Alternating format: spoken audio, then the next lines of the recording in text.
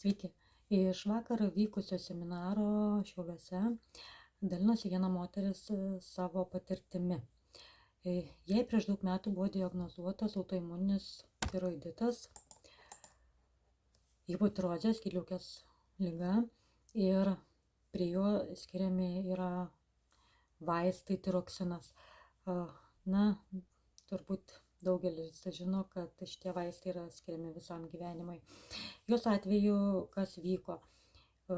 Sveikata tik prastėjo, vaistai tik stiprėjo, prisidėjo ir antidepresantai, ir nuo skausmo vaistai, ir svoris pradėjo augti, plaukai trupėti, slinkti, nagai, pradėjo griūti.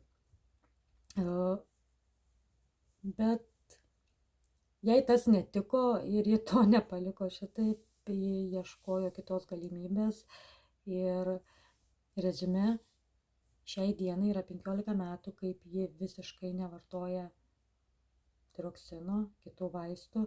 Jai pavyko susitvarkyti sveikatą kitais būdais. Jeigu būtų įdomu jos istorija, ką jie atrado, ką jie vartojo ir kaip susitvarkė, po postu parašykite įdomu, susisieksime ir atsiųsime informaciją. Gražaus vakaro.